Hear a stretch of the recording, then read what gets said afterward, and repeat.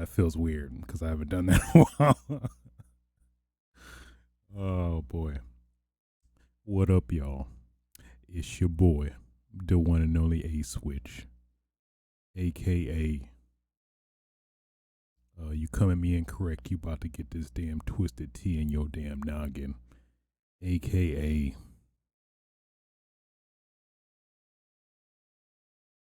um the keto killer, aka I'm staying my ass home because I'm not. Wait a minute, aka I'm just a bill on Capitol Hill. Oh, I'm sorry, I couldn't help it. Bringing you yet another episode of Switches Sites, episode 86 to be exact. First episode of the new year, 2021. Seems like things are going off to a real good start. Real good start. I mean, if you look at anything remotely towards the news, you could. It's pretty evident how, boy, just chaotic the world is right now. Um, yeah. So I mean, you got boy, it's just like when you just say it, it just sounds just off. So for those who don't know, as well as just I guess somewhat of a time capsule to kind of reflect back on the craziness that happened this week, but pretty much yesterday, a whole gang of Trump supporters pretty easily, mind you, was able to get into to the office in terms of Washington, and was able to stroll about freely, going what Nancy Pelosi's office, chilling, stealing podiums and shit. It was like, okay, all right, that's interesting. You know, it was a different color. It wasn't white. I think it would have been a different story, but coincidentally, it's a whole gang of white people, Trump supporters. They just let them in. It was like they just escorted them in. Actually, it felt like, but this is not a political podcast, so just touching on the very hard to literally hard to ignore world issues that are going on right now. Because man, that is just like it's like are we in a sitcom right now? Are we in like a real life sitcom and we're the joke, the U.S.? But I digress. Outside of that, gaming wise, a somewhat reasonable amount of news. Nothing too, I guess, huge in terms of crazy, mind blowing stuff happening, but pretty decent amount of interesting topics I think we have to talk about today. Also, Happy New Year as well. Like I said, welcome to 2021, bitch. That's basically it.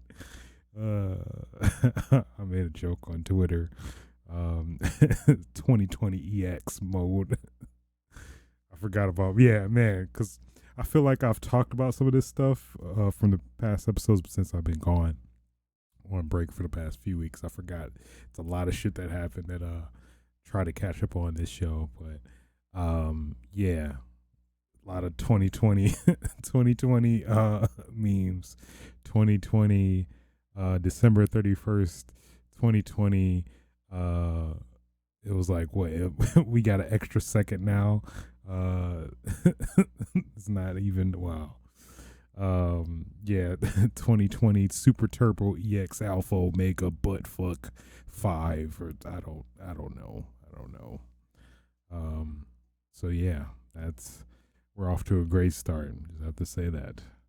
COVID's getting crazy as well. Let's not forget about that. It's getting crazy, at least specifically in my area in the LA County.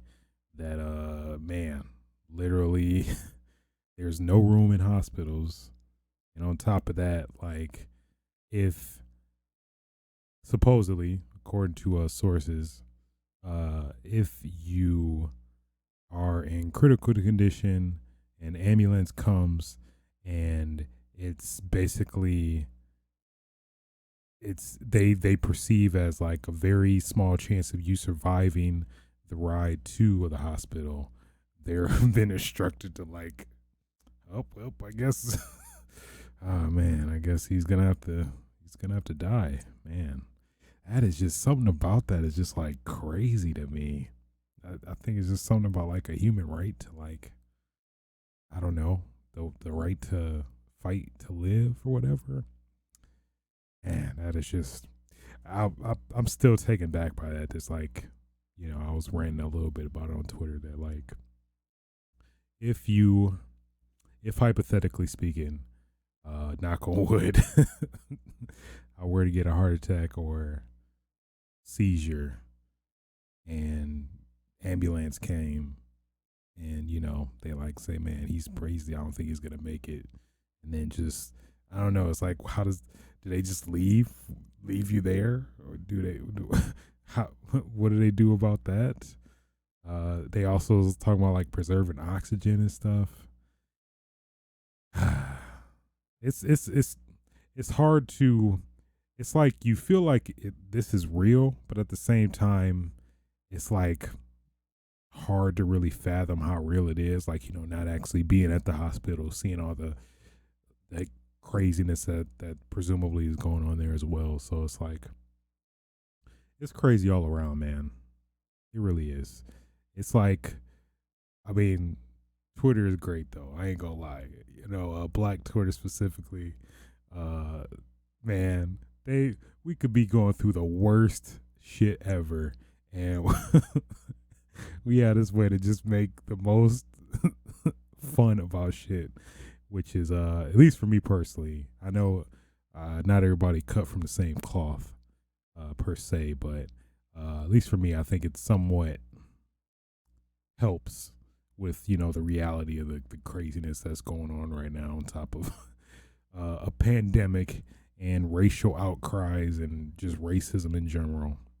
It's surreal. So yeah, with all that being said, um let's stop the dilly dallying and get right into it.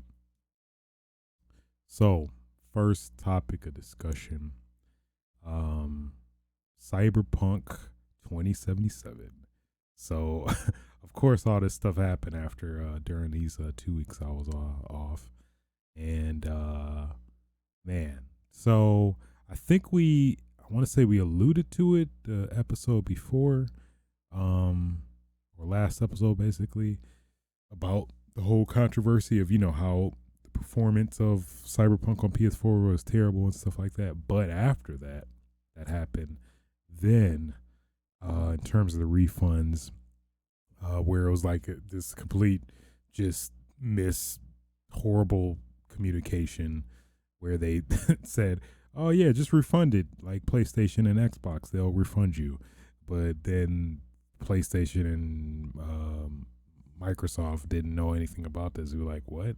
And you know how, for those that don't know, like digitally, PlayStation and Microsoft's refunds are very strict, where it's like a once in a lifetime, um,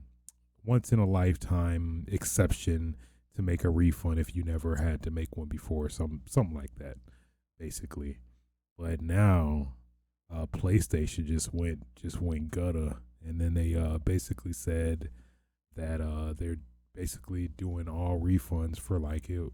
I think the time has passed. It was like roughly a week or so, running up to like Christmas, where you could refund the game through Sony's you know services to their support to refund your copy of the game if you bought it digitally.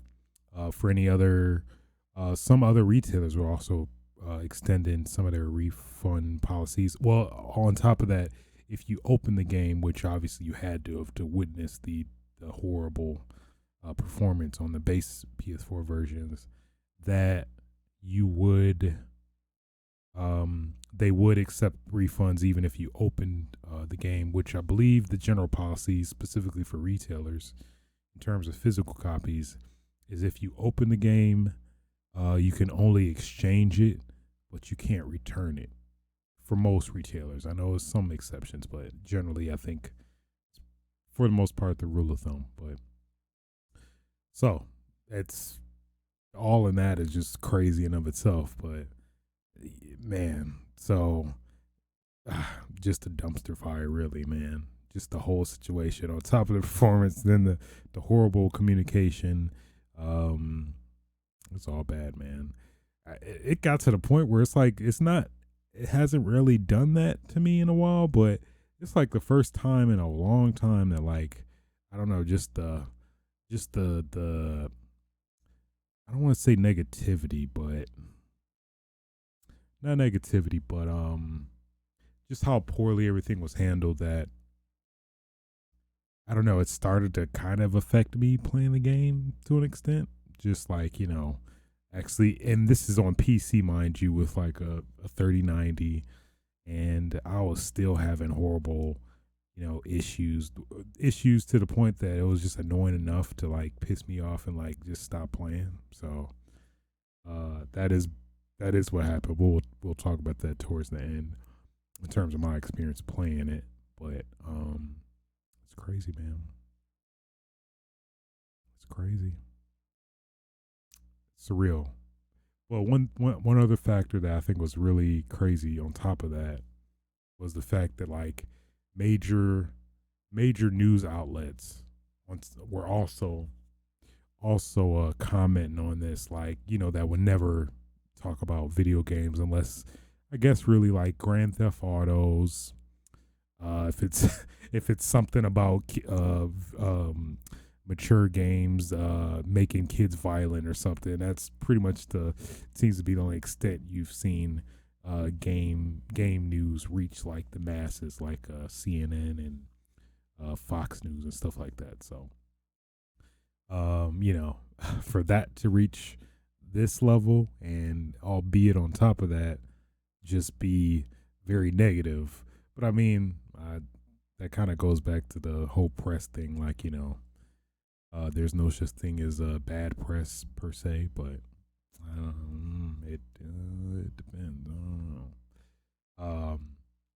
Either way, piggybacking on that, apparently recently this week, there was somebody somebody either spiteful or, yeah, I mean, take it for what you will, but I mean, I think it is worth at least speculating on to some extent, that uh, there was supposedly an employee that like went out to the GameFAQs board as well as in turn making its way to Reddit about the intentions of Cyberpunk 2077 in terms of launch, where basically, quote, CD Projektred hurt themselves to keep investors safe and sound.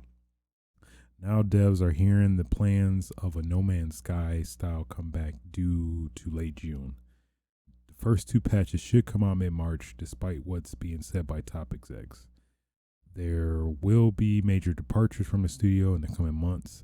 Dev morale is on an all-time down, and Sony is roasting our asses due to the gigantic volume of refund requests. There will be a meeting today with Sony execs to figure out a way to compensate players threatening with legal action. Sony Japan is especially furious. I find that kind of slightly ironic, considered if you played the game, you probably get what I'm getting at. Not to spoil anything, but it is some weird associations with just Asian culture. It seems to be almost the main story plot of the game to an extent. Not to still not spoil much, but So yeah, crazy stuff. But I mean, that doesn't seem too far off. I mean, it at the same time, it does feel like it's saying what likely is gonna happen. I'm not sure about the major departures, but that may be a little bit of a stretch, but again, this is supposedly an employee of the company. But CD Projekt Red did actually reach out on their Twitter and touch and say that that isn't true. So, hard to say. I mean, we'll see. Time will tell if these rumors were actually true. But then again, it might be hush hush, NDAs being signed and things like that. I don't know. But interesting nonetheless. Moving on. Monster Hunter Rise. Out of nowhere, they announced an event that basically happened earlier today, where basically they show some details regarding further details regarding Monster Hunter Rise. Cause we knew some details, but not a lot, at least so far, since it got announced. I think in December, maybe November. I forgot. But with that being implemented, we got this whole 20-minute video. At least I caught the video. I don't think there was necessarily a live stream format. It just seemed like a Nintendo Direct type deal where they just stream it at this direct time and that's it. But from what I saw, it's a lot to kind of take from the trailer. They showed a couple new monsters, of course, because it's Monster Hunter. They showed the flagship monster, I think Megalodon. And then they showed a really dope monster. I forgot his name. He kind of looks like a, I'm pretty sure it's very deeply like ingrained within like, Japanese like Norfolk and stuff like that. But, it reminded me a lot of Sasquatch or Bigfoot. Actually, kind of slightly a mixture of both, but with a Japanese vibe to it. Had a cool little like his nub. I guess he can like make a sword, a weird sword, but then not make it a sword. I guess maybe when he's angry, he like turns into a sword, whatever. So that was pretty dope. A lot of the Monster Hunter mainstays were definitely confirmed. You got your Tigrex, you got your what you got, your little jaggy baggy. That sounds so weird to say. You got your little jaggy baggy. They also got brought the Kezu back. I think the last time we saw Kezu was in Generations Ultimate, I believe. Because I don't think we had any equivalent in World. I don't remember, at least. Maybe we did. Not sure. I know there, of course, with Monster Hunter, there's always like variants of monsters that like are roughly the same in essence, but changed enough where it's like, oh, it is a new monster, but then there's some that are like obviously drastically different. But yeah, it's the first time I think we've seen Kezu in a long time, so it's pretty cool to see him come back. I think just the lore and mystery around that monster I do like, so it was pretty refreshing to see that monster come back. They brought the Barry off back, Barry off back in his pit. That was one weird, I guess theme. They seem to like show a lot of ice related monsters or cold environment related monsters, which was a little weird, but I guess they showed a reasonable amount before. They did show the of course, Monster Hunter wouldn't be Monster Hunter without Rathalos, presumably Rathian as well. They also show Mitizune, which is always a cool monster. I thought that Mitizune was in World, but I guess not. I guess I'm getting Generations Ultimate and World mixed up, but I think last time we saw Mitizune was in World. Generations Ultimate. So outside of that, those are really the only monsters I think we've seen all in all. You got your what is snow baron snow. I want to say LeBron so bad. The snow bunny. I forgot its fucking name. Baggy. No, those are the little minor T Rex thingies, but you know what I mean. Lagombi, I think. I think Lagombi. Or Snow Lagombi, whatever. So you got a good assortment of those monsters that gave us a little taste of cool details, at least some good confirmations. Like the one I was most curious about, I guess it's pretty much you. I think it's some stuff they can't really go back on now, regardless. Like, especially with Monster Hunter World being in the universe now.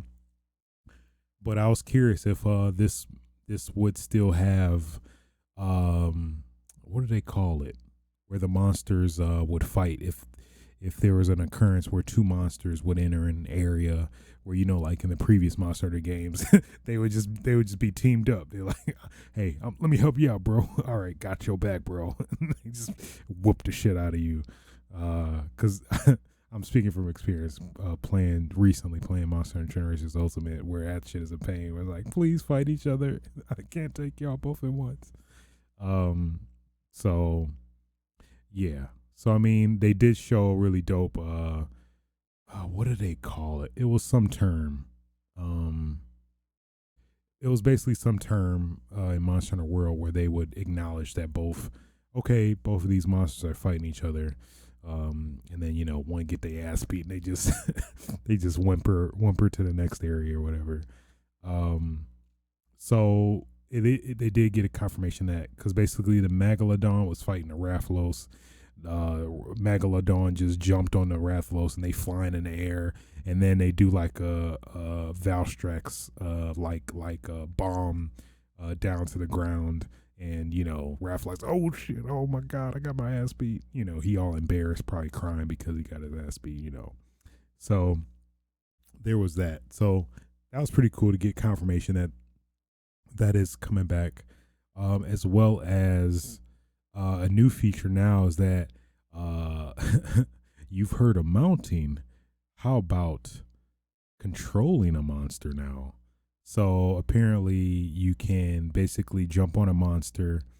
I think they said you have to, you know, do particular damage to it, like at least I would assume like the previous games, jumping attack damage. I think like I forgot what you call the firefly latch thing. I'm just a nigga. Just talk. You got your firefly latch thing, like a black dad trying to explain. Yeah. So I think if you do an assortment of all those moves, and you know, reach that threshold, then you'll be able to basically mount the monster and control it like a puppet or whatever. It seemed to be to a great detail where you can like have it do specific attacks, like it seems like on demand to some extent, and then it did show you controlling the Rathalos fighting the Megalodon to some extent. So I'm not sure how in depth that is, but it seems like a pretty cool you know, addition to the game.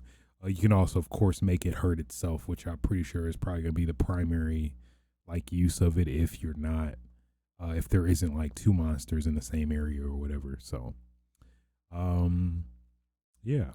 So, I'm actually pretty amazed, considering all this is going to be on the Nintendo Switch, that this game is gonna run like, at least what they showed, you know, just keeping the Switch's like graphical capabilities in mind. It's pretty impressive to see how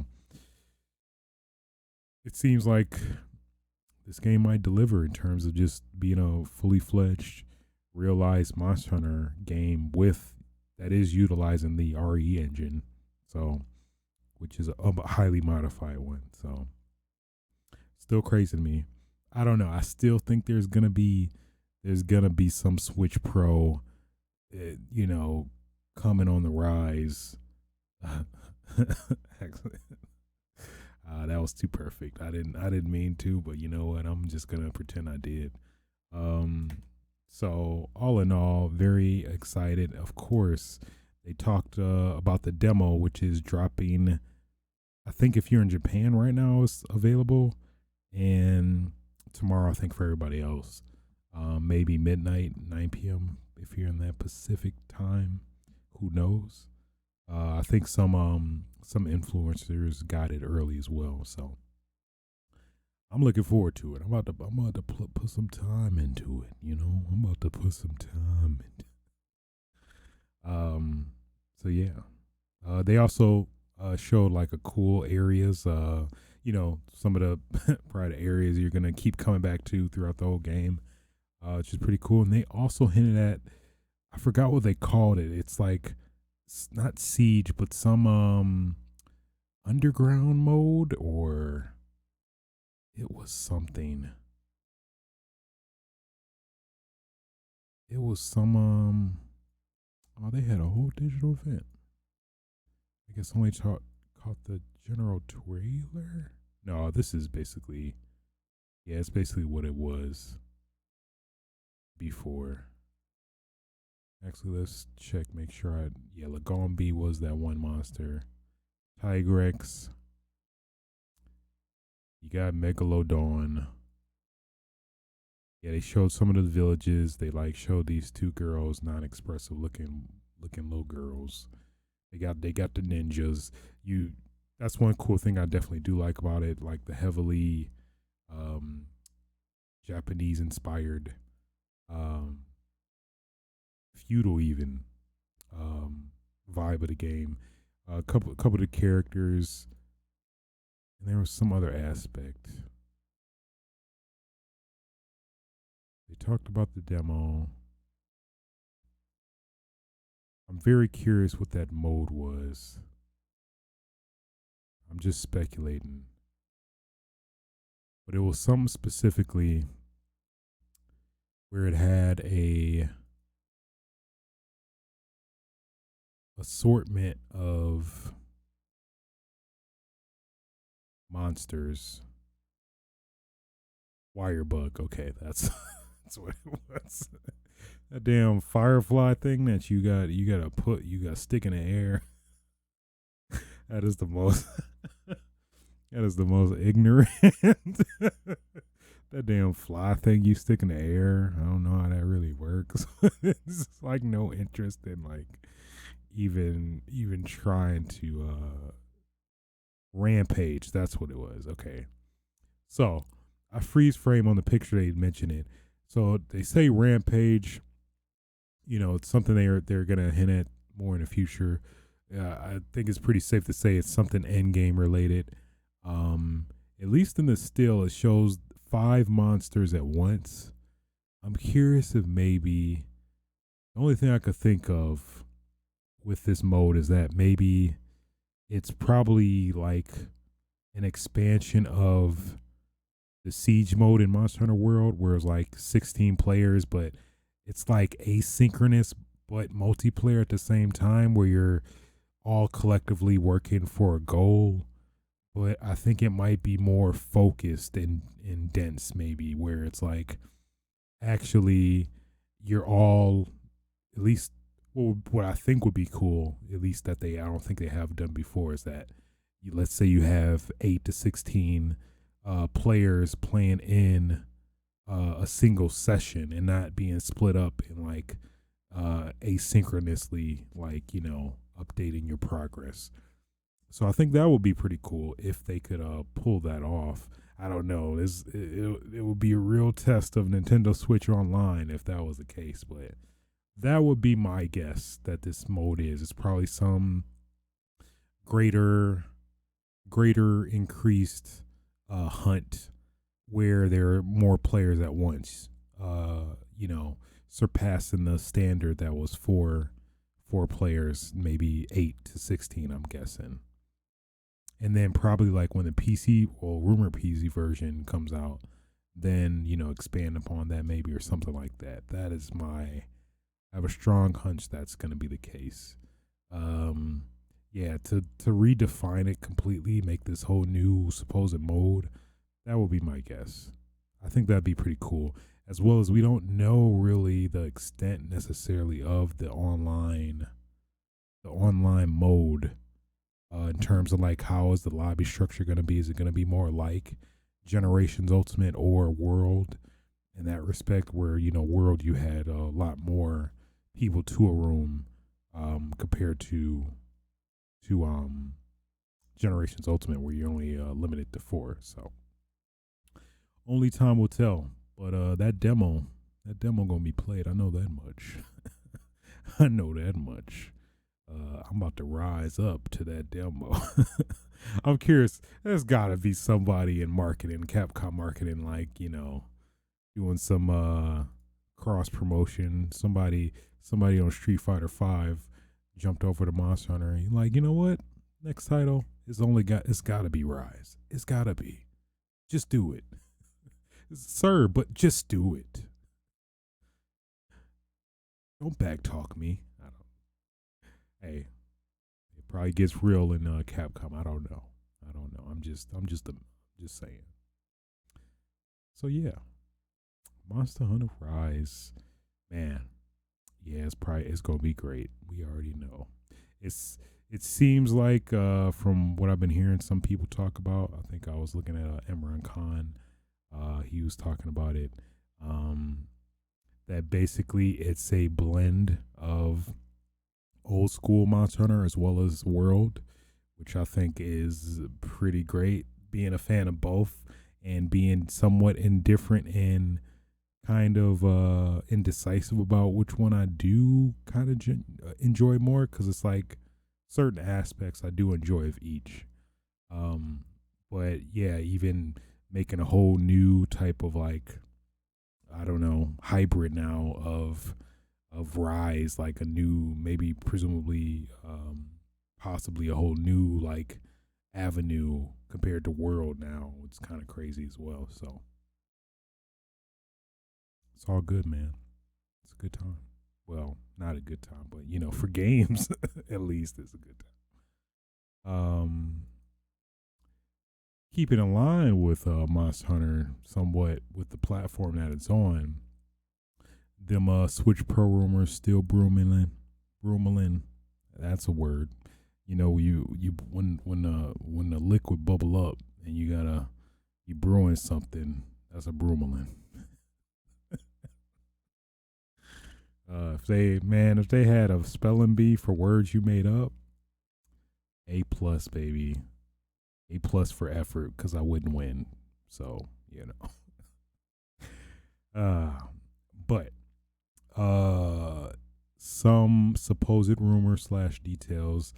Um I believe this is from take it for what you will, 4chan, which is, been a hit or miss in some aspects. But I think it is a good uh point to kind of speculate on some things that could be feasible, kind of questioning or testing the practicality of this actually being feasible, to be pushed out. I think it is still worth kind of discussing to some extent. So at least going from these rumors, there's at least some truncatedness from it.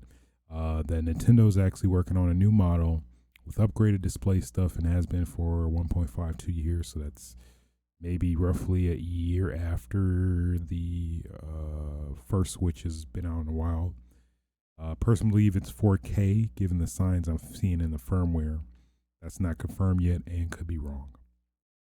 The new hardware is codename Ola, Ola, Olula, Olula, Olula, Ola. I think it's Ola, Aula, Ola. I think it's Ola. It's using a Mariko SoC. I believe that's like basically a chipset. I think it's different from what's in the Switch, but the Atmosphere supports new display already in theory. The tablet itself definitely has an upgraded display. Don't know if it's 4K. I would think it probably is 1080p, since that would be the next logical step from 720p with the current Switch. I don't know. I don't think they would ball like that for the Switch. You know, especially knowing Nintendo. I feel like their common creed, if anything, is to stick by what they stay fairly cheap, but make it feel premium. That's always the impression I got from Nintendo. Like, make it cheap, but like make it feel premium at the same time. It's kind of like that Tyra Banks, that Tyra Banks meme. Like, be sexy but fierce. You know, that's what I think of the Switch. I swear, I think in like memes all the time. It's probably not healthy, but you know what? It's okay. It's the world we live in, right? You know. 4K UHD multimedia SoC. To hence my belief that it's 4K. Chip might be inside a new dock and not inside the tablet though. There's no way to tell from the firmware code yet. So this, I think, is the most likely, honestly, personally. Because when you think about it, people are pretty much fine with the Switch as it is right now. I think because on top of that, I think they already cater to people that only want a Switch only Switch, which is the Switch Lite. So for somebody that wants to go on the other end, that, you know, like myself, that primarily plays the Switch console in console mode, this would be pretty dope. And you know, for people that don't care about it, they don't care about it. Pretty much like, I play my Switch in portable all the time anyway. So, but, and you know, of course, enthusiasts that, you know, want the best of the best either way, probably get it too. It'll probably be reasonably priced. Maybe, it depends. But yeah, if the chipset is specifically in the dock, that would, I could see that definitely getting the Switch to pump more power.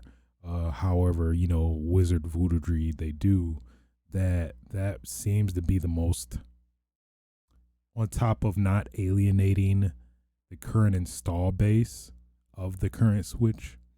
I think that's the most logical reasoning of a Switch Pro. Basically, boost up to the 4K or whatever you can with a additional piece of hardware that like gives it more juice, so to speak. So I honestly think that's gonna be our Switch Pro. It'll appease people that play Switch primarily as a home console, but they may possibly put some bells and whistles. Maybe actually give us Bluetooth that like is. That's probably one of the things that's very weird. That's very weird that the Switch doesn't have currently. That just even some form of Bluetooth at all natively, which is weird. But yeah, I really do think a dock.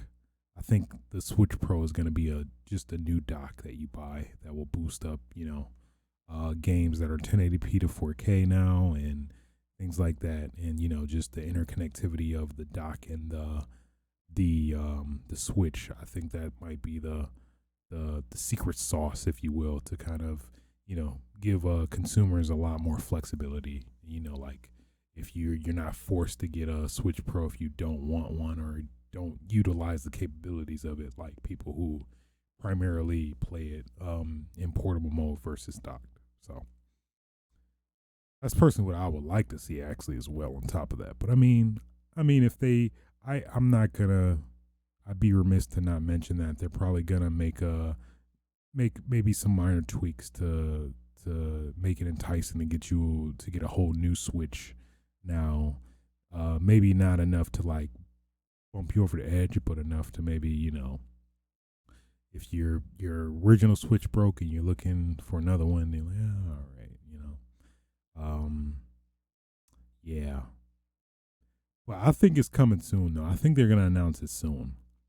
I think if not this month, it's gotta be February if they're trying to launch in March, which I think is likely. Maybe they could push it back for holiday season, but I can't think of the last time the Nintendo has dropped a console. Um, Dropped a console around the holiday specifically. Technically the Wii U. I think that was the last one that did actually release around the November holiday season. So we'll see. But pretty interesting aspect either way. And apparently the screen might be OLED. That's a big game changer if it's for the portable people. I guess portable enthusiasts, which I feel is kind of like is doesn't mix a portable enthusiast, but I guess it maybe does to some extent. So I don't know if you're an enthusiast, you want the best, which is generally on a TV, not necessarily portable. I don't know. I think I'm putting myself in circles, but either way, I thought pretty interesting aspect there. Keeping in line with console related news, apparently, at least specifically in Japan, the PS4 is on its way to be out.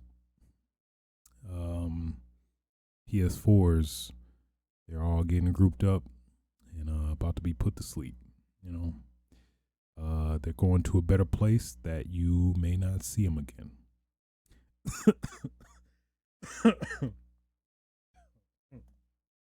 Oh, I couldn't.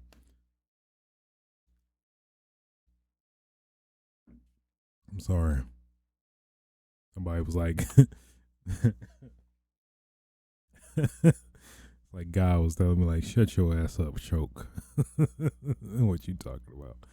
So PS4 is being discontinued. The PS4 Pro for sure, because that's just the PS4 Pro at this point is just in a weird spot where it's like, if you're gonna get a Pro, you might as well just get a PS5, especially considering the same price margin and all that. For the PS4s though, pretty much the 1 terabyte, the 2 terabyte, are all on their way out. Especially the Glacier White models. So I guess they said they are still going to be producing the PS4 Slim though at 500 gigabytes, that model, but anything else is pretty much going to be ending production. So that's all she wrote. It's PS4 is now previous gen, even though it doesn't feel like it technically, but that is a good option for people who aren't like hardcore gamers, more to or you maybe just want to watch it for like streaming apps, Netflix, YouTube, Crunchyroll, all that stuff. So yeah, not really a big shock. It's like we all saw it coming in. They also did mention about trying to meet demand of the PS5 as well. So I totally understand it though. Totally understandable. Keeping in line with hardware related news.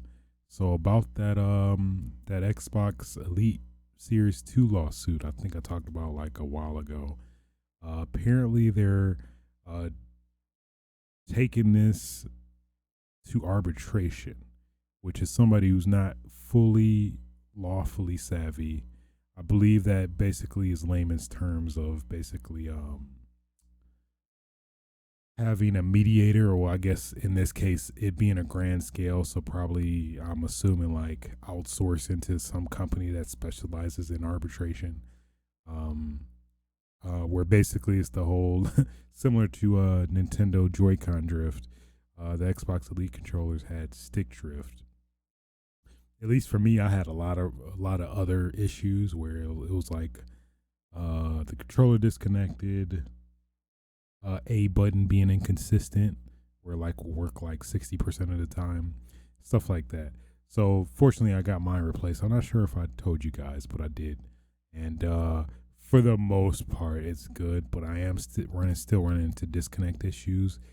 I am not sure if it's just the Xbox or the controller, or my hunch was that it's the Bluetooth protocol where I know that these new controllers I think communicate over Bluetooth versus the previous Elite, which was the standard 2.4 gigahertz wireless method.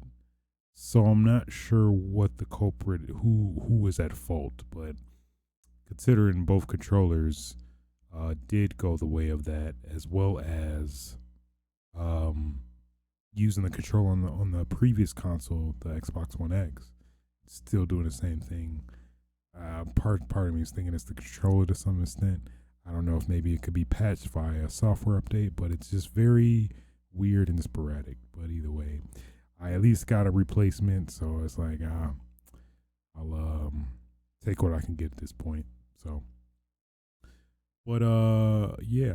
So I mean, and it's funny, after this lawsuit happened, that's when Microsoft changed their plans, and now the controller that I had that otherwise wouldn't have been under warranty is under warranty. Will expire like back in December, but interesting stuff. But at least according to the lawsuit, it seems the biggest culprit to that drift was specifically a design flaw in the basically the, I guess, the cuff of the analog stick, where it will use this grease that I guess after over time would basically rub away and then start to drift because of that.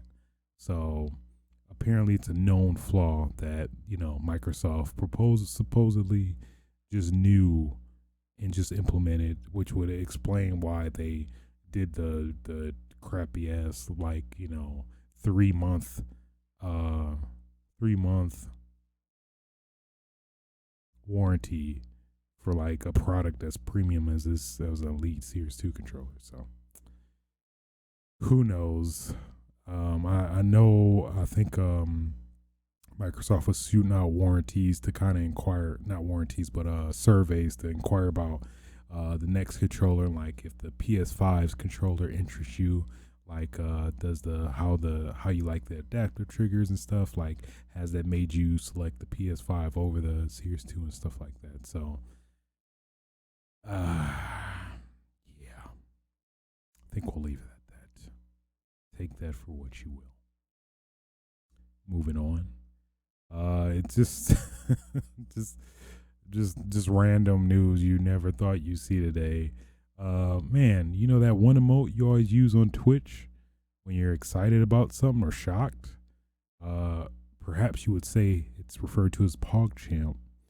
Well, pretty much that emote got removed today based off of the person that did make the meme, essentially, Gutex, who I think I remember him from like the Adventures of Mike Ross and Gutex, which now they're broken up, and it's just man, yeah, it's kind of depressing when you think about it. But basically, due to some very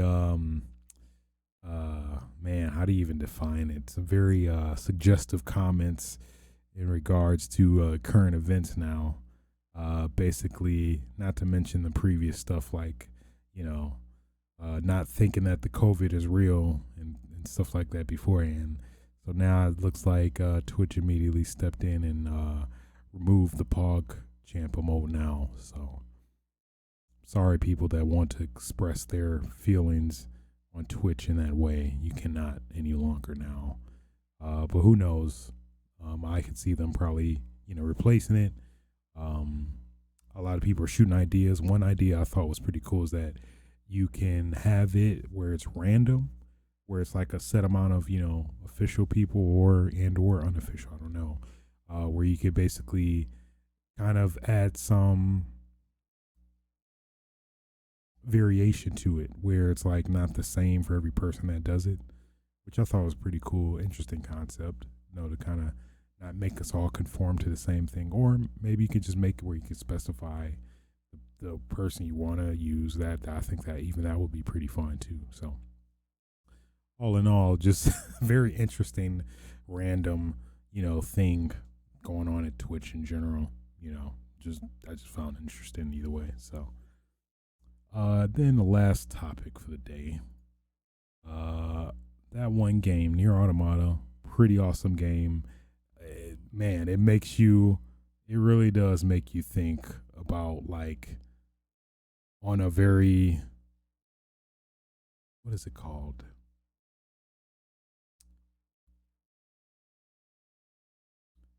Man, it's like what's the Matrix? Matrix is philosophical, right? Yeah, philosophical.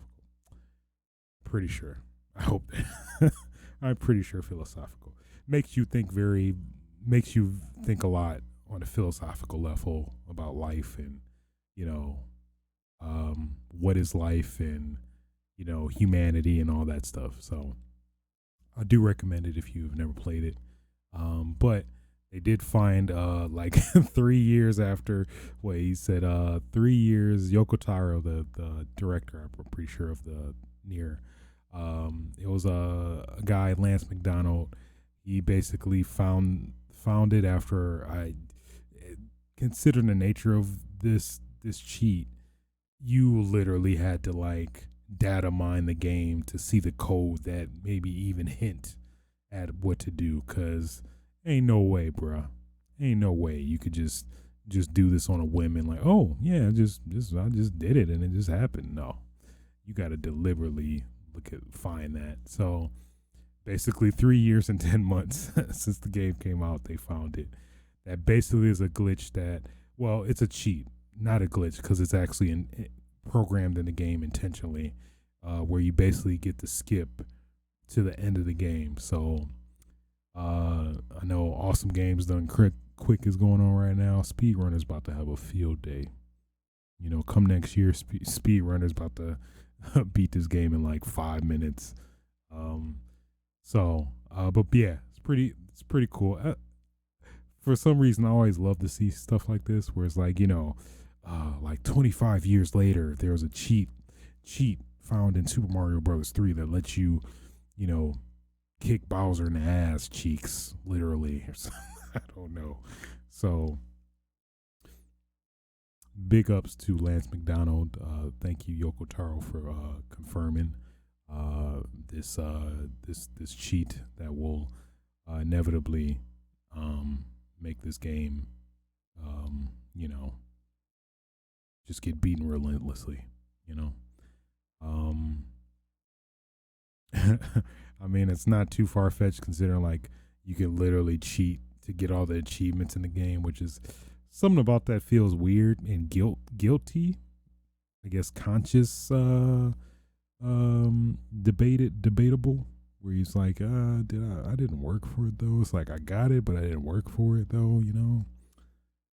That's a whole nother discussion. But either way, that's all of the news for this week, or I guess technically the past 2 weeks since being on break.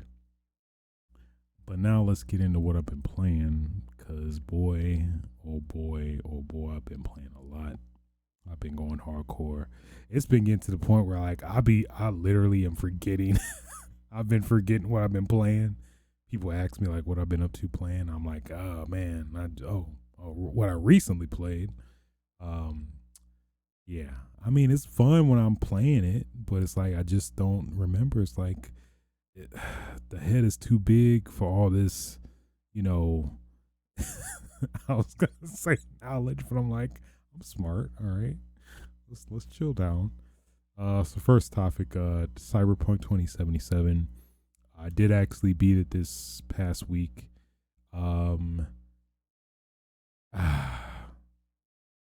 Yeah, I'm just very indifferent right now about the game, to be honest. It's like I did like the ending, well, at least the one ending you got. Spoilers, I guess. It's like 5, 6 endings, I think, depending on some decisions you make, essentially. I won't get, I know a lot of people that didn't get to play because of, platform restrictions now and stuff like that. But I forgot what ending I got. It's something like out of your mind ending or something like that. I forgot specifically, but it was a pretty interesting, thought provoking ending, which at least from what I heard, I thought it was going to be way more disappointing, but I thought it was pretty interesting, at least the one I got. So that was cool, but just the overall experience, I don't know. I just felt like it was a lot of bugs that really, like, at first they didn't bother me, but just like uh seeing one periodically, gradually each time, just got more and more annoying for me, to the point where I was just like, I literally like stopped playing for a while. I stopped playing and played something else, and then eventually got back to playing it. So, but yeah, it's fine. I played like about 25 ish hours, I want to say. Didn't do a lot of the side stuff. I don't know. It's just like I feel like, especially considering the environment and all the bad press and stuff, and which actually does even correlates to the PC version, which a lot of people, I guess, maybe I feel like the PC version has been downplayed a lot, but the PC version does have a lot of issues too. Maybe nothing as game breaking, but at least for me personally, a lot of stuff that was annoying enough to the point where I'm like, God, I don't really feel like playing this now. Maybe it could have been the mind state I was in. I was maybe just being impatient with so many games coming out, but I don't know. Maybe I don't know. Either way, I just intentionally just stopped doing all the side stuff and everything. I just wanted to see it through because I don't know. Maybe it's a matter of oversaturation with the game where I'm just hearing so much about it. Where I was like, I'm actually to the point where I'm tired of hearing about Cyberpunk now, and I just don't even feel like playing the game anymore. But either way, I did tough through it and beat it, at least one of the endings. I'm just gonna wait it out. I may come back. Probably, I'll probably get back to it come when at least if the rumors are true, the huge update in June or something. Maybe I'll be in a better mind space mood to play Cyberpunk. We'll see. Overall, I did enjoy it. It just the presentation did take a dip, unfortunately, due to the fact of just the immense amount of graphical glitches and bugs that just got to the point where they're it's like they weren't game breaking, but they were enough and frequent enough to be annoying to where I wanted to quit. Did I mention the one time? Well, at least the one time I did want to quit.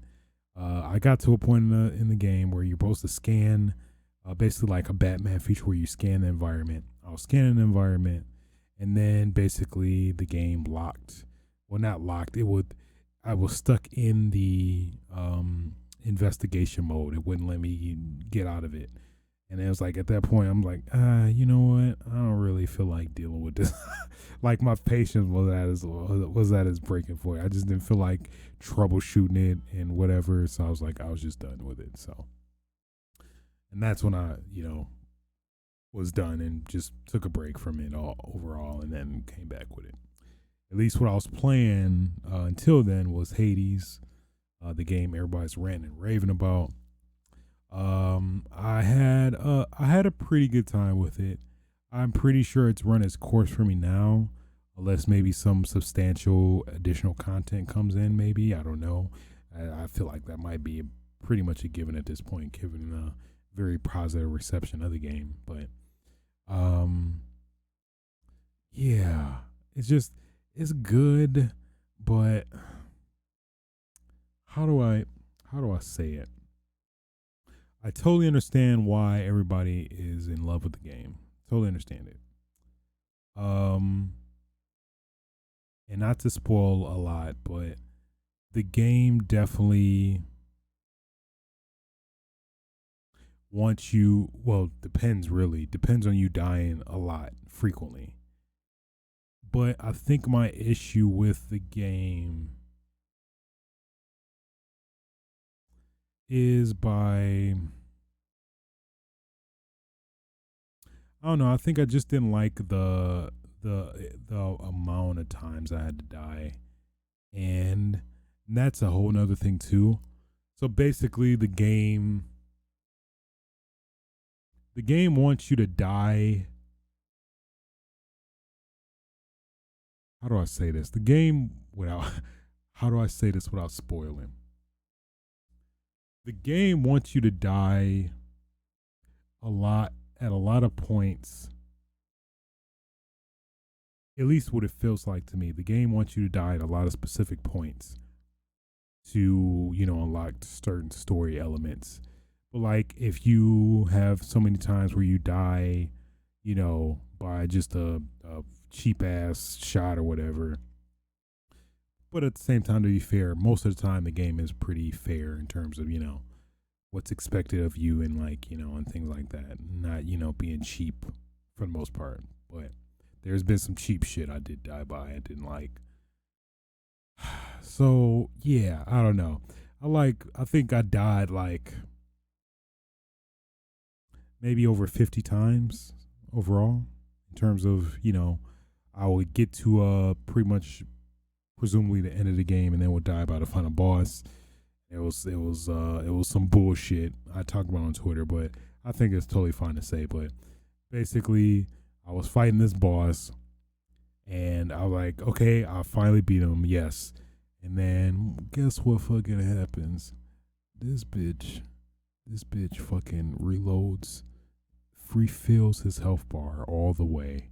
And then I was like, okay, that's all I had. Now I'm like, oh, well, I'm going to die. And that's pretty much what happened because I had very low health. I was out of, what do you call it? Defiance. Well, Defiance is basically this technique or skill that basically gives you another life or refills your health bar, essentially, which is at least what happened in my scenario. So, yeah. So I finally beat it. I ain't gonna lie. I pretty much cheated to an extent where there is this item you get in the game. I think it's called God mode. Well, it's not an item. It's basically a setting in the game settings. You could turn on God mode where basically your defense increases by 2% each time you die. So it was getting to the point where like I was dying like 50, 60 times. I reached the final boss but got my ass killed every time, and it was like it just was getting frustrating to the point where I was starting not to have fun because I was putting effort into it and it wasn't paying off, it felt like. So I was like, okay, I think now is a good time to start implementing that. And after doing that, I did actually beat the last boss. And yeah, the ending was, it's like, oh, there's more to do. Oh, keep playing again. And then I did some research. And apparently, I don't think this is necessarily spoiling too much, but apparently if you want to get the quote unquote true ending, you have to beat the game, beat it, mind you, 9 more times to get the true ending. And I was like, I think I felt like I put like 30 hours just trying to beat the game once. I'm like, I'm good. I just looked up the YouTube video on it. I was like, okay. And then after seeing the YouTube video, I'm like, okay, I'm glad I did watch that because I don't know, that didn't feel like a good enough payoff for me. But I understand it, totally understand it. But I think it ran its course for me personally. Maybe down the road I might play it again when if I'm maybe feeling the mood to play some. But I don't know, just how difficult the game is left a bad taste in my mouth, and I know that may partially be because of the boons and stuff I picked. I know that definitely seems to play a lot of a role in terms of how the game how much ease you have playing through the game, even though at the same time it is super random as well. So it does feel like a lot of chance also. So I don't know, maybe just luck wise the game just didn't like me. I don't know. It just it was a good experience for what I did play. I understand the concept. Um, it's probably one of the best roguelikes I've played. As somebody who generally doesn't play roguelikes, just by not necessarily by chance, well, not by choice, but by chance. Um, so yeah, I don't know. Um, yeah. So all in all, it was just Hades, and I don't know. Maybe the isometric camera maybe just was a thing for me as well. I'm just not the biggest fan of isometric camera, but this one did it pretty good. To the point where I was still engaged and kept playing and kept wanting to play again and again. But it got to a point where I'm like, okay, this is just getting repetitive. Where you know, it was fun, but yeah, it started getting old after a while. So those are my thoughts on Hades. Understand it. I don't think, and I guess we could throw Cyberpunk in there too. I don't think I would put either in my top 10 now in retrospect. Still, just didn't do it enough for me to warrant them being in my top 10. I don't think so. What that's worth, I don't know if some person listening or watching this podcast, I hope man, he better reconsider those games, because man, oh boy, I doubt it. Also, I was playing some Smash Brothers over break, our friends, and yeah, actually got a decent, more in depth like look at Sephiroth playing. He has a lot of potential. I think with the right person, he could definitely do a lot of good. He could do a lot of do some work, if you know what I mean. I do still like him though. There's a lot of new stuff I started discovering with them as well. But all in all, I am Sephiroth is the truth. I do like him more than Cloud as well. I mean, I think probably a lot of people probably have that same sentiment. I assume sentiment. Um, but yeah. I also did a lot of jumping around as well. So I was playing Modern Warfare and Black Ops with a new update now that lets you basically synergizes. It feels so weird to say. Synergizes the progression across both games. So now if you play multiplayer Warzone on Modern Warfare, your progress does carry over to Black Ops and vice versa. So that was pretty cool. But my biggest gripe currently is like one of my favorite games still, Modern Warfare, is that I guess specifically, it might just be specific to Xbox Series X, maybe S as well, but it's this weird off frame pacing issue where basically when you're playing the game, it seems like the game is just juddery, stuttery.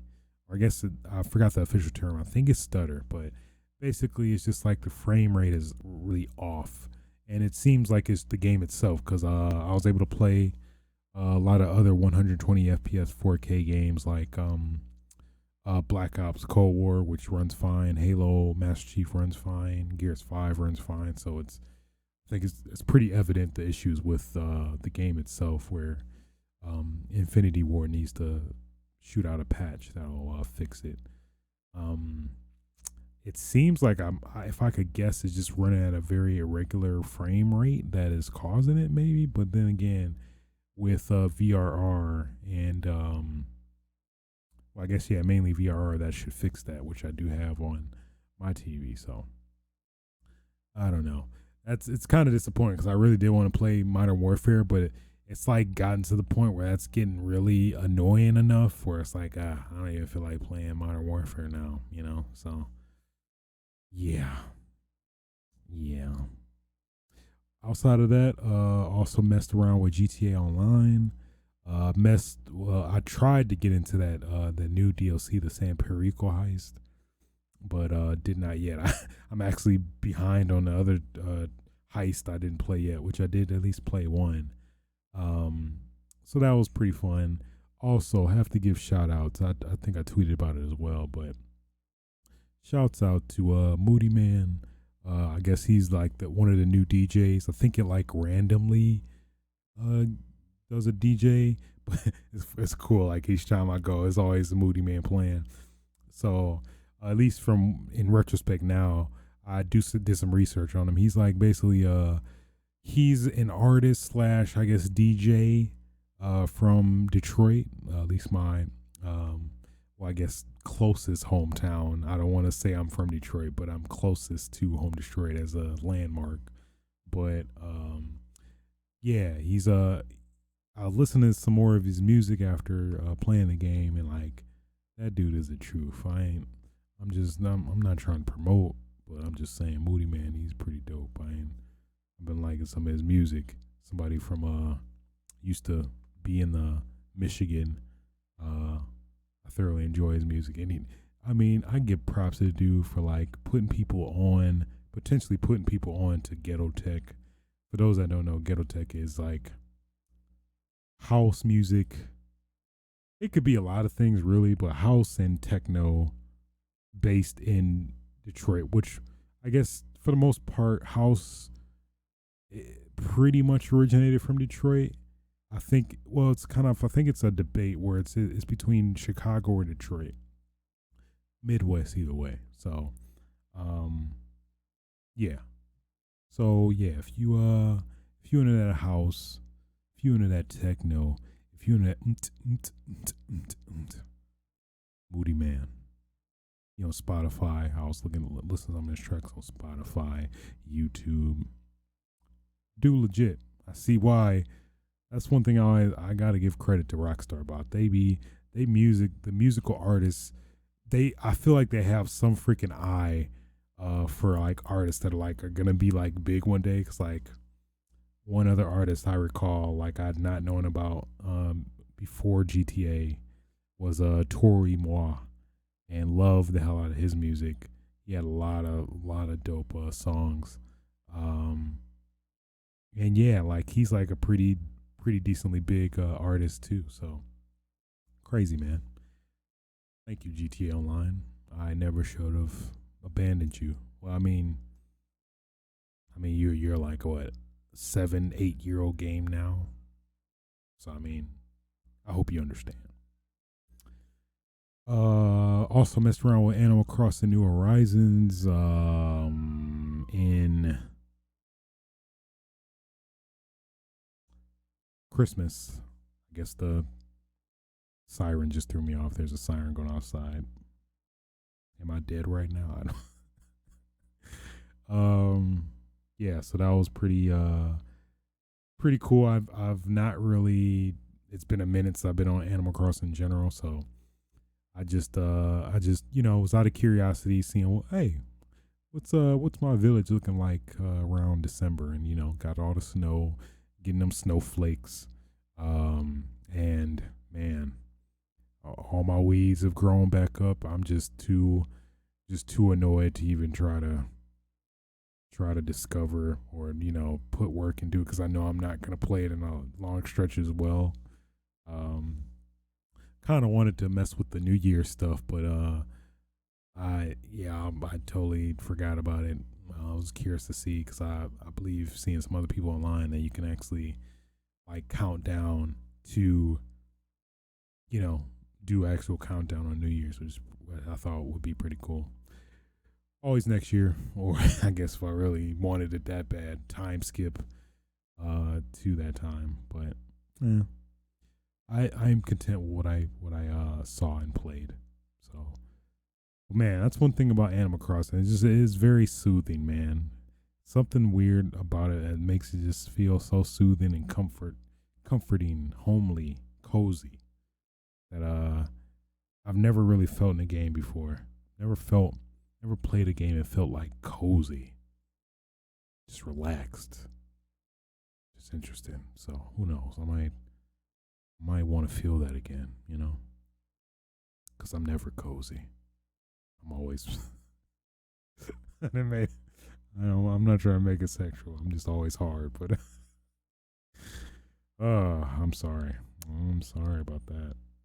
And then last, but certainly not least, Monster Hunter Generations. So I've been in like this weird.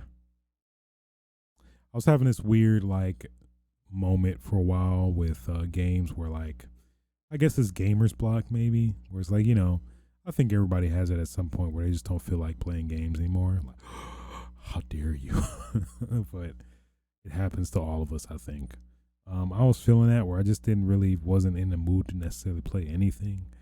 And then I was like, let me mess with Monster Hunter. And man, did I latch on to that game in the past couple of days because, boy, put some more time into it. I'm still mad because if you played the 3DS version of Monster Hunter Generations, it does, and you got the Switch version, you can transfer your data over, but they for some dumb reason didn't let you transfer your playtime over, which I mean, I think it's pretty cool. If like you got to prove your gamer rights to a gatekeeper or something, you got to say, hey, I put 400 hours in this game. Give me my rights. Give me my rights and let me in. And then you're like, oh, I'm sorry. I'm so sorry. All right, you can go in. Like that, because that always happens, right? It always happens. But yeah, no, kind of touching back on my story, I'm pretty sure I touched on it a while back. I think post MagFest, but yeah, I was at MagFest and I wanted to play with these dudes, and they were playing like some hard ass quest, like, yo, this is EX booty fuck mode. I'm like, what? I ain't never heard that in Monster Hunter. But basically, like, you had to be level 100. Now I was level 75, and like, I literally like, I for some reason left the copy of the game at home, and I was like, you know what? Let me just buy it digitally. I played enough. I bought it. Took forever to download. I was playing everything else. The time I fucking finally downloaded and ready to go and join them, and then I'm like level 75, and like, oh, this is level 100. Like, oh fuck. Oh man, that was like the biggest fucking just man, I felt like just the worst person ever. Like, I'm nothing now. I'm nothing at all. Who am I? I'm not even a person. Am I even a gamer now? What? I felt so less of a person. It's funny just thinking about it now. Oh man, it's pretty funny.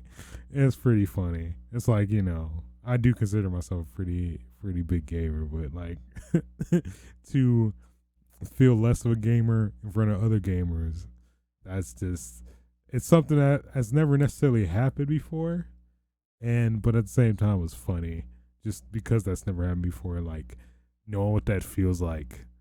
It's kind of like I'm level 1 and trying to come to somebody's level 50 lobby or something in Monster Hunter. It's just funny. It's kind of like that actually happened in real person now. So, and then after the fact, I'm just awkwardly still there. Just, well, I guess I'm just gonna hunt some monsters on my own. And then they're like, all three of them are playing together. And I'm just like, well, I'm just hunting some monsters too. Oh, fuck.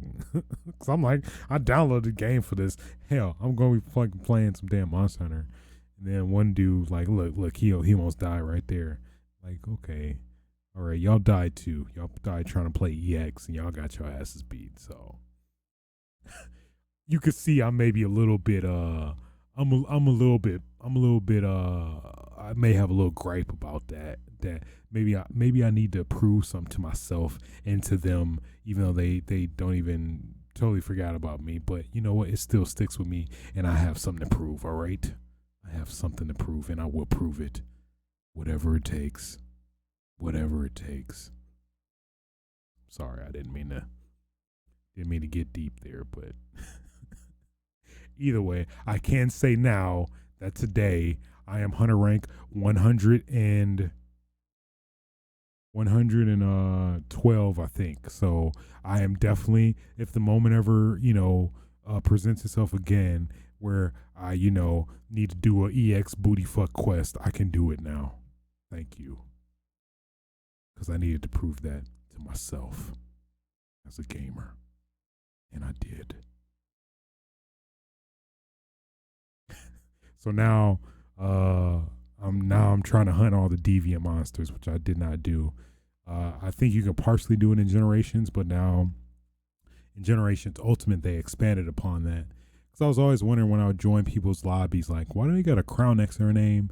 It's because they successfully defeated all of the deviant monsters, and like now that's my next thing. So I'm like, you know what? I reached 100.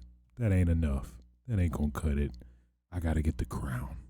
I gotta get the biggest crown, not the small crown, because I think the small crown you get like after you beat 5 deviant monsters. No, I want that big one. I want to kill them all, and that's what I'm gonna do.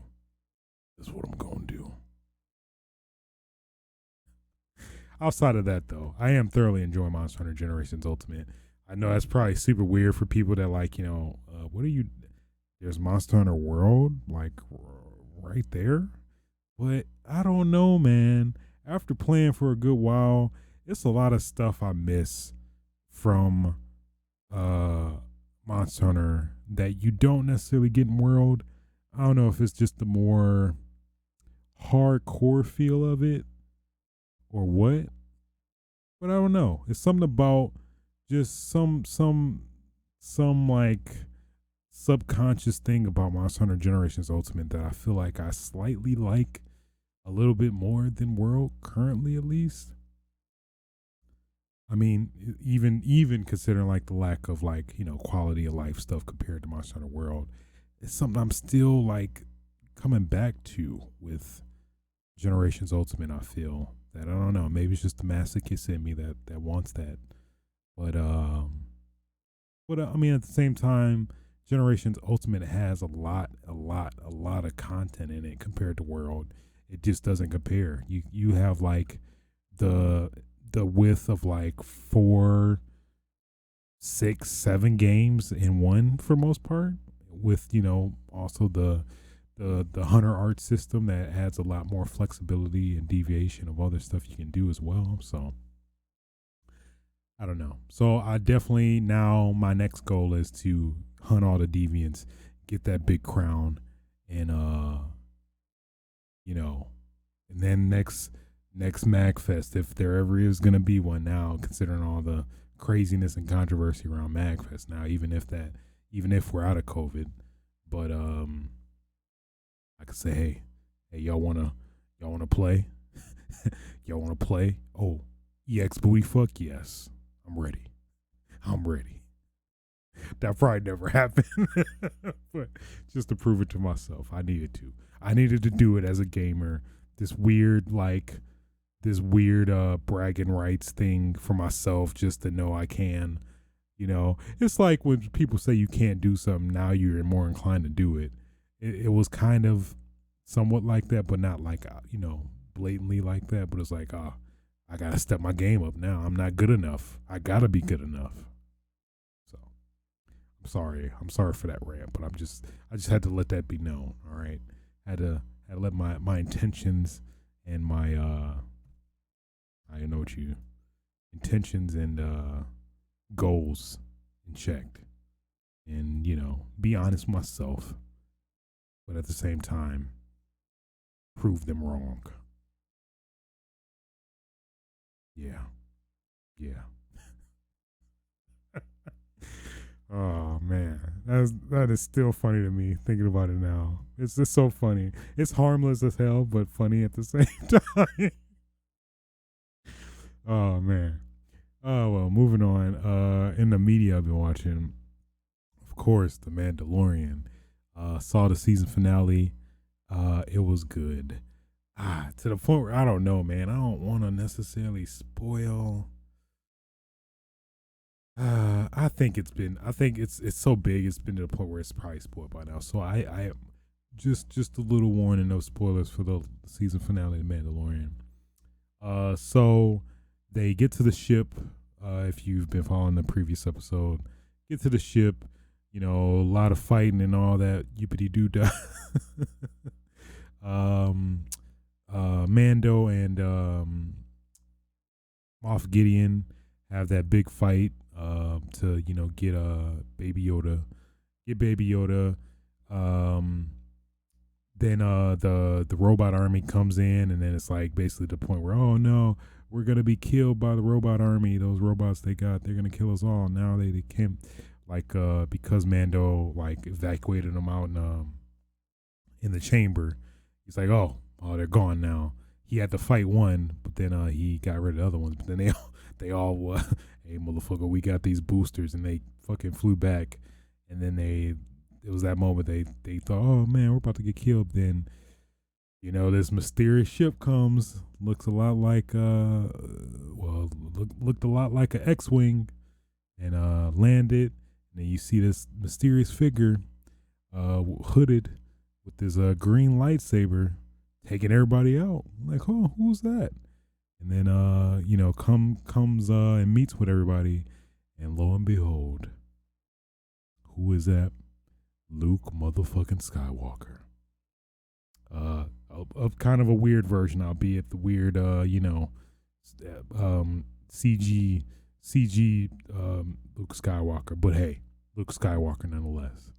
So he then takes Baby Yoda for presumably for training, because I guess timeline wise I'm a little slightly confused, because I think because of this it takes place after episode 6, so a little bit after episode 6, and then before the new ones, obviously. But then that begs the question, what happened to Baby Yoda during that whole time? If Ben Solo, or was it? Yeah, I'm getting everything mixed up. But basically, it just does leave a lot open for some of these characters. What is their fate in terms of everything? But now, these police are going. They're looking for me. If something happens, I'm just letting y'all know. Yeah. So I don't. It's hard to deduct, I guess. I have to research. I'm the type where it's a lot of stuff that maybe goes over my head. I like to fully analyze and decompress with YouTube videos and stuff to fully cement some of the things where maybe I'm not realizing that is happening. So either way, pretty dope. If you're a fan of Star Wars, which actually, to be honest, I'm not like the biggest fan of Star Wars, but I'd say I'm consider myself a mild fan. I've went to watch all the movies, not all the movies, because a lot of them were before I was born. Well, when I was born, I think slightly after I was born. You know what I mean. But yeah, at least the recent ones I've all went to the theater on when they premiered to watch. So I consider myself a fan, at least. Not the biggest fan, but I consider myself a fan. So thoroughly enjoyed it. That was a very good one. I cried. I ain't gonna lie. I can admit when I cried. Mando and Baby Yoda had to say goodbye. Mando actually showed Baby Yoda's face, and then you got Baby Yoda little nub touch on Mando's face. That was cute. That took me. I was like, oh God, oh man, oh, that got me. I ain't gonna lie. It was cute. It was cute as hell, and I just couldn't hold it anymore. It was just so sad. Just all this effort he went to protect him, and he actually made it to a Jedi. He's gonna be a Jedi. So, yeah, thoroughly enjoyed it. And then of course that awesome teaser at the end. Yeah, I fucking forgot about fucking Boba Fett, which is crazy for somebody so prolific as Boba Fett. But how he's now gonna have his own spin-off show, Book of Boba Fett. So I guess it seems like that's gonna take place of Mandalorian for a while, and I guess maybe they'll probably pick up on season 3 sometime later after that or whatever. So pretty good. I'm invested. So book of Boba come out. I'm definitely looking at that, because boy, I know I said before, but man, Boba Fett redeemed his motherfucking self. man, he redeemed himself. I'm in. I'm invested. Attack on Titan, it's pretty good. It's hard to to be honest, I'm not really sure what's going on. Let me be honest, because it's a lot of questions I have.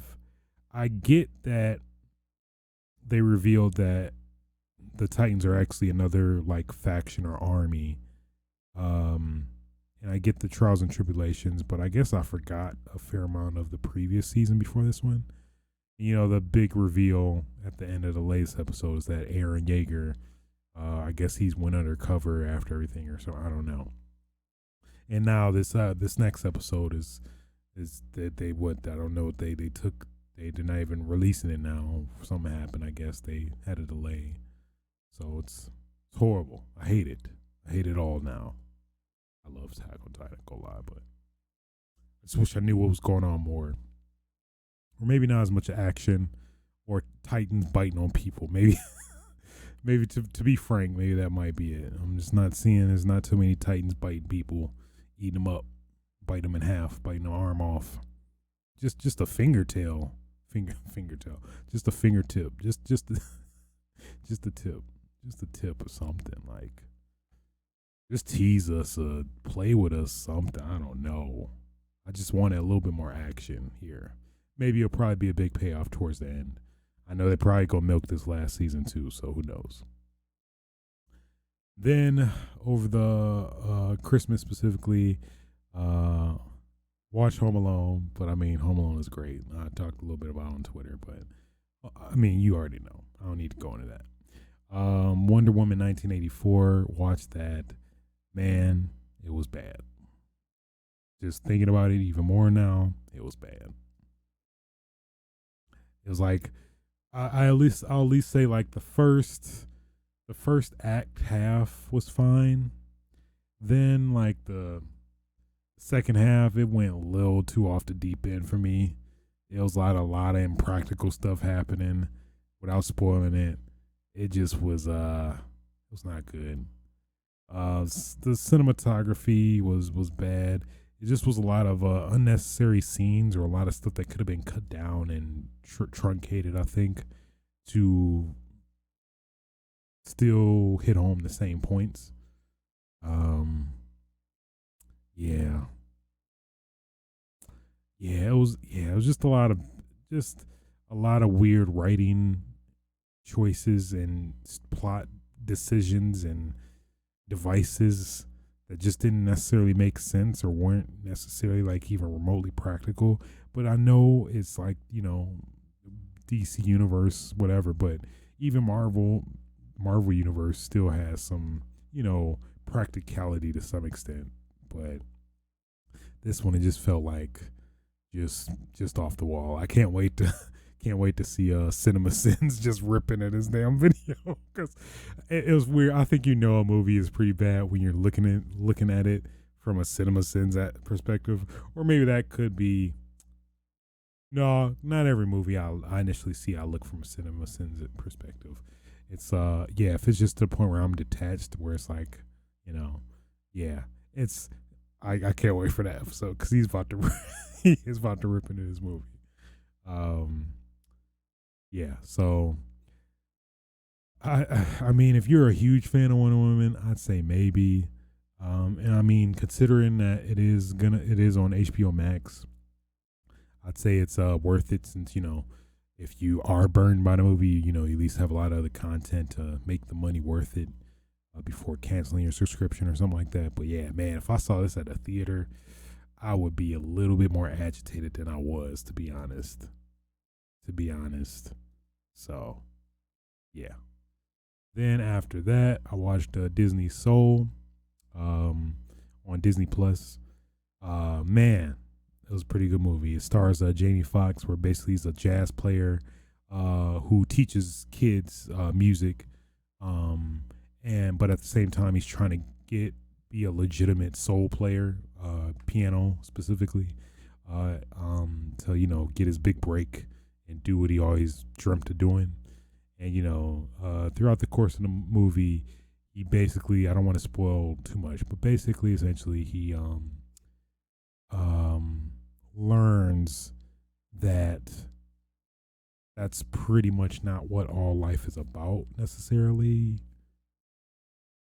I'm not fully giving the whole story intentionally, but kind of the gist. But I thoroughly enjoyed it. I thought it was very heartfelt, very moving story. It actually, again, them tears came out. And I'm not sure why. I'm not even big on Disney movies like that. I'm like, you know what? Let me give this a shot, and I'm glad I did. I thoroughly enjoyed it. As somebody, especially who don't really watch that many Disney movies, Pixar movies, what have you, thoroughly enjoyed it. I do recommend it, especially for the black people.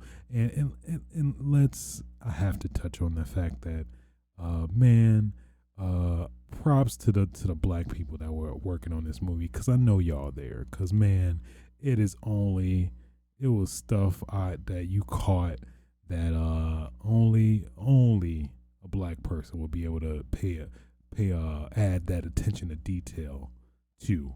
You wouldn't see no white person in this movie that would give that much attention to detail to specific aspects in the movie like that. That was given justice. So big props to that. Fucking Tribe Called Quest in a Disney movie is so surreal to me, and thinking about how crazy that is, and that actually happened. That is still crazy to me. So love to see it. I think definitely I definitely look forward to it too if that ever is. I guess I could see them swinging that somehow. Still not spoiling it, but I can still see it. So and then man, I'm actually pretty proud. I actually watched a decent amount of media as somebody who doesn't really and is just generally playing video games, but Cobra Kai season 3. Man, I think they like just shadow dropped it or did very short notice, but dropped New Year's Day, and man, so damn good. It was like kind of suspenseful. You didn't know who was going on which side in terms of that, which I think that was a really cool part of Cobra Kai, where it's like it did it's something I haven't necessarily seen before, where he's like, I guess it's kind of like Power Rangers esque in a sense, where it's like, you're not sure if this person's gonna be good or bad, or gonna be bad or good, or gonna move from good to bad or bad to good. I thought that was pretty awesome how it all played out though. Yeah, not to spoil anything, but yeah, I thoroughly enjoyed it. It was pretty good.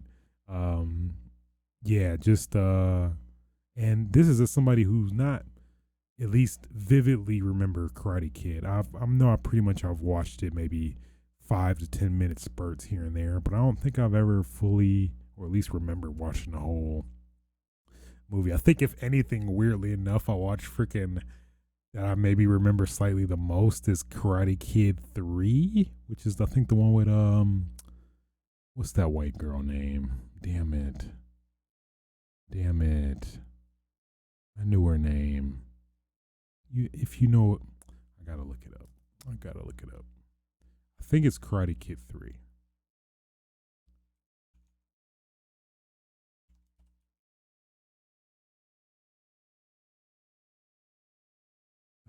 No, maybe it's part 4. But they called it something. The Karate Kid, like the Karate Kid again. I feel like that's always just a lazy way to do it, but okay, Karate Kid Part 2.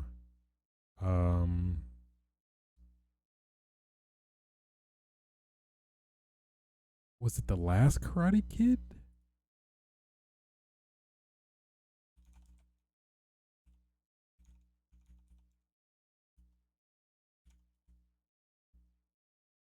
The next Karate Kid. Yeah. What was her name? Hilary Swank. That's what it was. Yeah, Hilary Swank. The next Karate Kid. So that's weirdly the only one I remember, because I guess it was just on repeat, and I guess it premiered at the time or something. But pretty good. Also, of course, if you have watched those movies, there is a lot of fan service for sure. I'm pretty sure you may have been spoiled or already know about, but I don't want to spoil it if you haven't. But a lot of fan service if you watch those the original trilogy, of course, to a much greater extent here in this movie. This TV series, Netflix series. I am curious. It definitely the next season. Definitely. Things are set up for the next season for sure. I part of me wish things were a little bit more conclusive, if that makes sense, season wise. But at the same time, I kind of get it, and they kind of did it, but it didn't necessarily feel like it. I don't know. Maybe partially, I think part of it was me being focused on that aspect as well. But I think they could potentially do a lot of stuff. I think even a lot more fan service. I think pertaining to that last Karate Kid movie as well. So I'm looking forward to it. I'm all in. I'm all in for Karate Kid. All in for Karate Kid. Highly recommend if you're not, kung fu movies. If you like Three Little Ninjas, Strike Back, and stuff like that, I recommend it. Like watching little teenagers beat each other up. It's great. It's great. Don't you love it?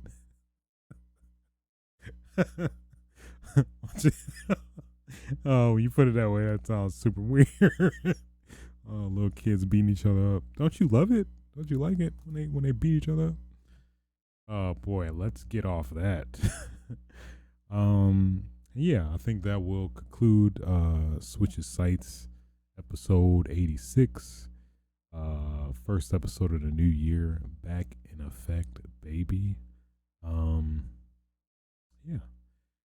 So, outside of that, if you did enjoy watching or listening to the show on your favorite podcasting platforms, feel free to like, rate, and subscribe. It's greatly appreciated. Any feedback, good or bad, is appreciated as well. If you want to catch this live on Twitch, you can at Twitch TV/aswitch, where I ideally stream at ideally 4 p.m. PST, if not later, but generally around that time frame. If you want to watch the archive of the podcast, you can watch it as well on youtube.com/aswitch also. Outside of that, I did get Outbreak working again. I guess they changed servers. They had some server issues, so I had to do some trickery and basically had to reprogram to the new servers they got up now. So maybe see me stream some of that over the weekend. Who knows? I'll leave it up in the air. I don't want to be concrete about it because some other stuff might come up and I want to do that. So, but outside of that, pretty much it, Till next time, y'all, don't cough. Don't touch people that don't want to be touched. Really. Damn, I forgot my whole spiel. Get your game on. Oh yeah.